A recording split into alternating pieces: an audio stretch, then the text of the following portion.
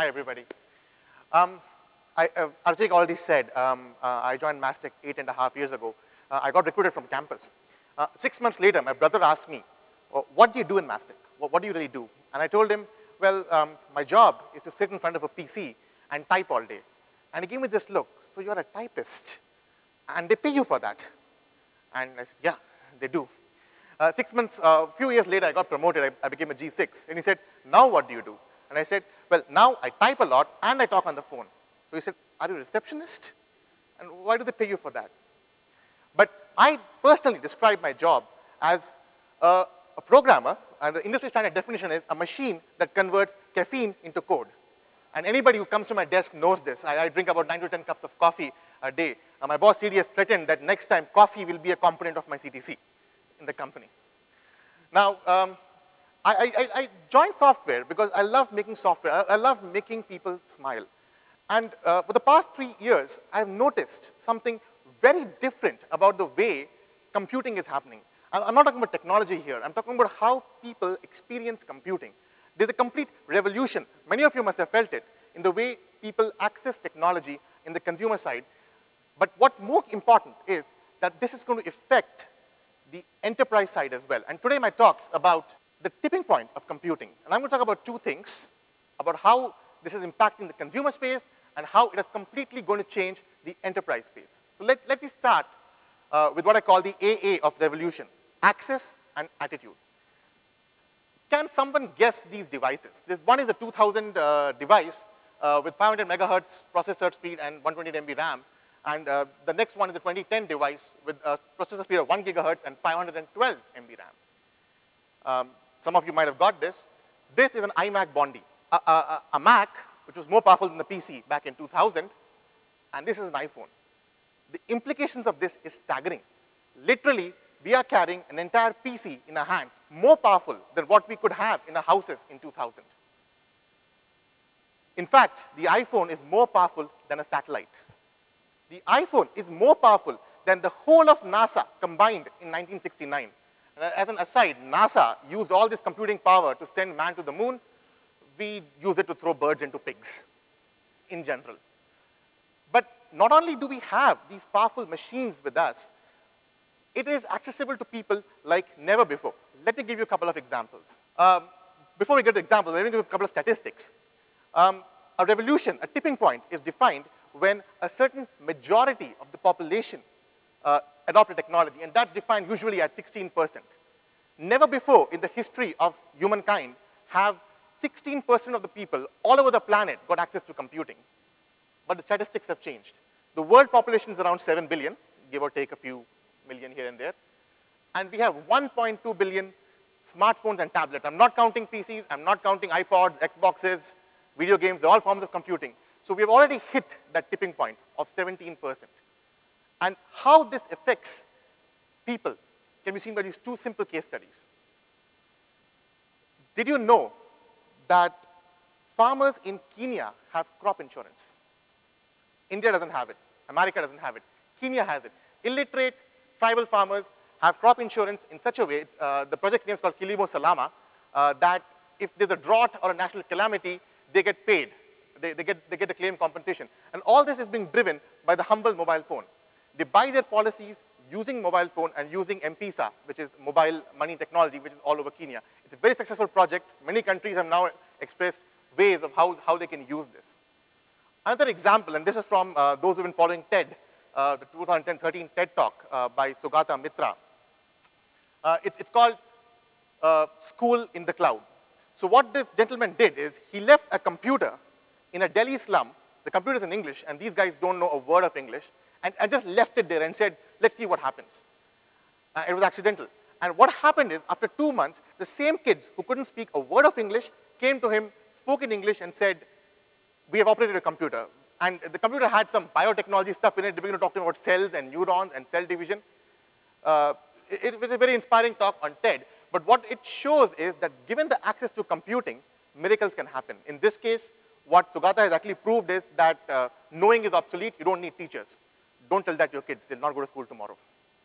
So basically, we had this entire revolution on the consumer space.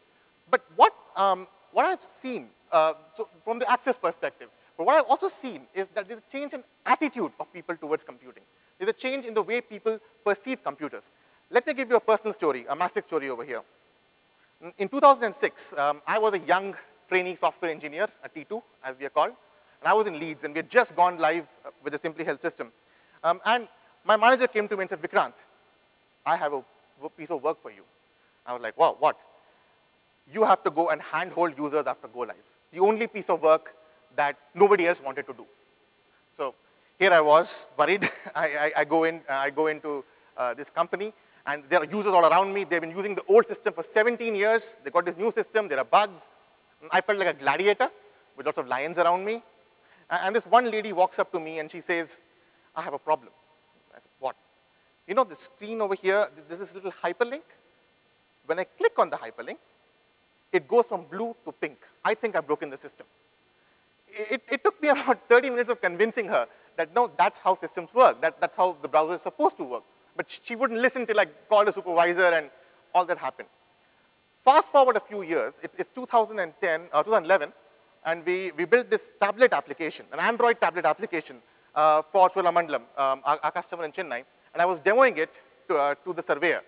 These guys are the ones who take your picture of your cars if you ever break them and take them to a workshop. So while I'm showing it to these surveyors, now these surveyors aren't the most sophisticated people in the world. They are 12 standard pass. They earn about 10, 15,000 a month. I wouldn't expect them to know about PCs, much less about tablets. And while demonstrating the application to the surveyor, I forgot. I forgot something. I was struggling. And he literally grabbed the tablet out of my hand and said, let me show you how to do it. I know how.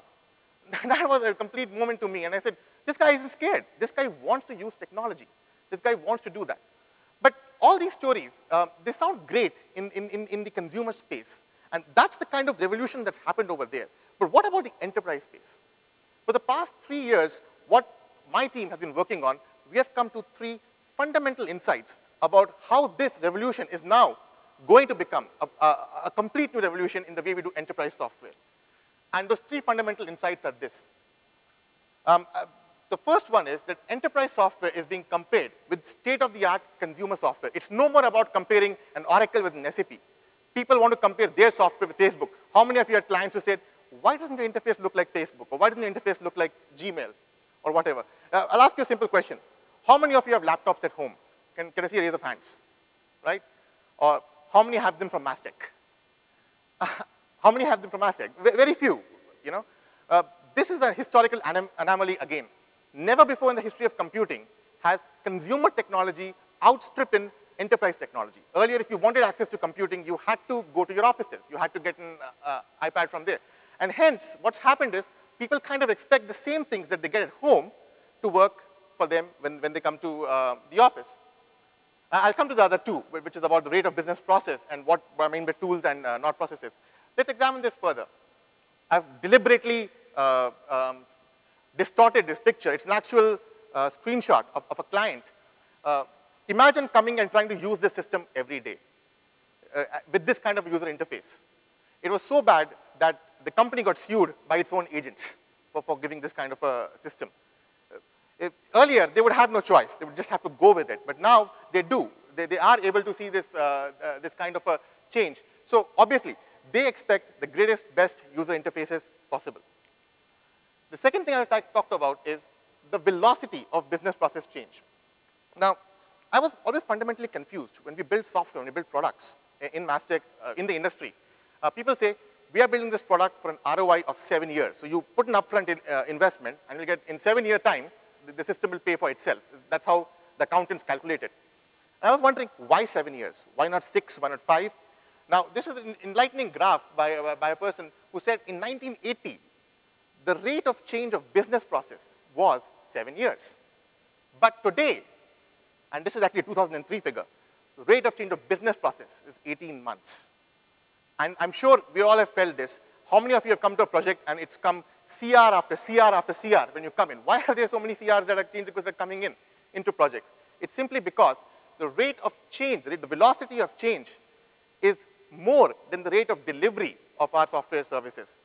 I won't name the client, but I can name the commercials. we started this project, the base license fee for the project was about £3 million. We ended it with £10 million. There were £7 million of CRs. And this is the reason why, you know, IT managers are all frenzied. They're always worried about day 0 and day 1 and day 2 and replanning requirements, because they just can't continue to cope up with this kind of rate of change. On the opposite spectrum, let me share stories of companies who are able to deliver fast. How many of you are forced to use IE by Mastek? Can I see a few of hands? Because you know what? You'll need an SPR to install any other browser. Yet, Internet Explorer has lost overall usage. It's below 50% for the first time in its history. And there are many reasons to that, why Chrome, which is now the leading browser, is doing so well. But one of the reasons is that Chrome updates itself every 4 weeks automatically. Whereas IE takes about, I don't know, year and a half to update. The latest version will take much longer. You might say, oh, no, but I'm an enterprise company. I mean, how can we release so fast? Do you know how many times a year Facebook releases software? Facebook has releases twice a week. This is a company that's handling 1 billion users. We handle 5,000. But they release twice a week. They release once on Tuesdays. This is a big release. And they have a small release on Thursdays. Their motto is, anybody can join Facebook, and they can release software overnight. They literally get interns to work on features that can be worked out overnight. The third thing I want to talk about is about tools versus processes. Now, historically, we have made software to implement a business process. You'll have all the BAs come over, and they'll start making business process requirements. And it's been viewed as a way to shackle users, to bring them into a structure. Unfortunately, it isn't working anymore. People don't want to be shackled. People have realized, because they've now got access to all this consumer technology, that there are better ways, the ways to combine software to work together. Simple example, how many of you are using Excel sheets to track your bugs instead of using EPMO? And you wait till the day just before an OPG is about to come, oh my God, we have an audit tomorrow. Let's load all our bugs into EPMO. A tragic way of looking at this is, I was in a conference with AIG America, and did you know, AIG America, one of the biggest companies in the world, and this is an enterprise architecture conference. It's Zachman giving this lecture. He's saying, AIG America has 60 core systems and 6,000 Excel sheets running around, which they call non-core systems. Why 6,000 Excel sheets after spending billions on 60 core systems? Simply because people just didn't like the software. People just didn't like the structure that came in, and hence they went. And this is not AIG America's story alone. I went to Aviva India. They have 6 core systems and 72 non-core systems. Systems that they have developed in 1 day or in half a day, and so on. This is fundamentally broken. So the entire way we view software, the way we are looking at how we develop software is fundamentally broken. People don't want that structure. People want processes. A story I like to talk about is the Yammer story in Mastek. In Yammer, we went from 0 users to 1,500 users in less than a month. Simply because I felt that Yammer did not impose a structure on people. Yammer did not impose a process on people. And whenever we have tried to impose structures to what is fundamentally fast-changing, unstructured business, we have had project failures. We've had problems. But the worst part of all of this is the project failures and the problems weren't financial. As a company, we made money. We've got high margins. And that's where the whole enterprise IT system is thriving on. They're thriving on those change requests. They're thriving on the customer having to come and rephase requirements and so on. But that's about to change. It's not an opinion anymore. That's about to change. If some of you have been following, Panish Murthy from iGate Patni has now started thinking of outcome-based billing. It's not just him. Even a lot of our customers in India are talking about having a deferred model or a value-based model that's coming in. And here's another scary statistic. For the past 10 to 15 years, venture capitalists have traditionally ignored enterprise IT startups. They have gone to the more cooler consumer IT startups, to the web startups, mobile startups. Last year, they invested $600 million in enterprise IT startups because they know that this is broken, because they know that, sooner or later, the consumer tech, the want of people to get the same kind of service that they're getting on the open internet enterprise is going to take over. But all I can say is this. I work in a group, and I'm privileged to work with a lot of people who understand this and who are ensuring that we as Mastek, as Sriram said, can adapt to this kind of new environment. Sriram was very nice. He nearly stole my punchline. He said, Mastek's function is to make magic here. All I'll say is the best is yet to come. Thank you.